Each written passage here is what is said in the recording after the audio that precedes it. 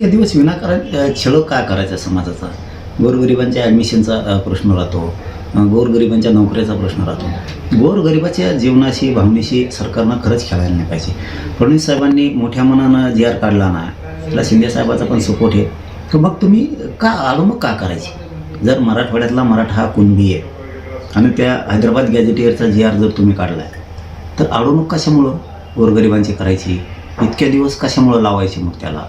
मला वाटलं चला निवडणुकीचा काळ आहे, झाला असेल त्यांच्याकडून, निवडणूक हे मागं पुढं होत असतं, 70-80 वर्ष नव्हतंच आपल्याला, तर आणखीन 1 वर्षभर नाही मिळालं तर काय हरकत नाही, दमादमाने आपण घेऊ. मग तुम्ही कार्यपद्धती आता 6 महिन्यांना नियुक्त कराल. सगळ्यात महत्त्वाचं म्हणजे काय असतं माहिती आहे का? मंत्रिमंडळाच्या उपसमितीचे जे अध्यक्ष विखे पाटील साहेब यांच्यावरती मराठा समाजानं कधी न टाकलेला विश्वास आता प्रचंड टाकला आहे. हा मराठा समाज एकतर राजकीय नेत्यांवरती कधीच विश्वास टाकत नाही. मग आम्ही सगळ्या समाजानं विखे पाटील साहेबांवरती विश्वास टाकला की त्यांनी जे आर काढला, मराठवाड्यातला मराठा 100% आरक्षणात जाणार.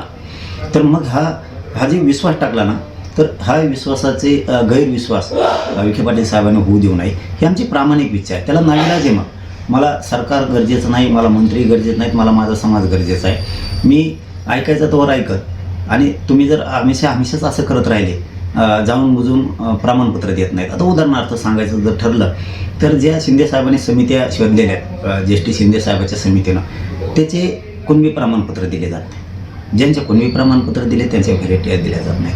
का बरं? नोंदी सापडलेला असून दिल्या जात नाही? अधिकारी मोठे झालेत का सरकारपेक्षा?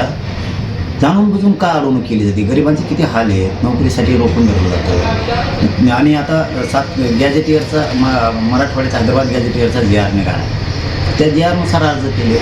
स्थानिक चौकशी अहवाल आहे तुमचा, त्या अहवालानुसार लोकांनी कुणबी प्रमाणपत्राला अर्ज केले. मग जर जी आरनुसार अर्ज केलेत, स्थानिक चौकशी अहवालानुसार जर अर्ज केलेत, तर प्रमाणपत्र लगेच द्यायला काय हरकत आहे? अधिकारी का त्याच्या मनाने देतोय का? जी आरनुसार देतोय, स्थानिक चौकशी अहवालानुसार देतोय. हे जाणून बुजून कुठेतरी मराठा समाजाची पिळवणूक करण्याचं काम सुरू आहे. मराठ्यांच्या भविष्याशी, गोरगरिबांच्या लेकराच्या अस्तित्वाशी खेळण्याचं काम सरकार करायला लागले. या पुढच्या काळात तरी त्यांनी करू नये. नसता मला नाविलाजानं जून महिन्यात उपोषणाला बसावं लागणार आहे, कारण जून महिन्यात ॲडमिशन असतात पोरांची. सरकार विनाकारण जर वाटोळ करणार असलं तर मी ऐकणार नाही. आणि तिथून पुढे सांगतो, एकाही मंत्र्याचं ऐकून सुद्धा घेणार नाही. हे विखे पाटील साहेबांनी लक्षात घ्यावं. समाजाने तुमच्यावर विश्वास टाकलेला आहे, त्या विश्वासाला सार्थपणानं खरं भरण्याचं काम विखे पाटील साहेबांनी केलं पाहिजे. कारण समाज कधीच विश्वास टाकत नाही. इतका विश्वास विखे पाटील साहेबांवरती लोकांनी टाकला की लोकांना वाटतं विखे पाटील साहेब मराठ्यांना नक्की गरिबांना न्याय देणार. या शब्द खोटा ठरू देऊ नये विखे पाटील साहेबांनी. आमची ही प्रामाणिक त्यांच्याकडून अपेक्षा आहे. नसता तुम्ही जर हे कामं केले नाही, पहिलं काम सांगतो,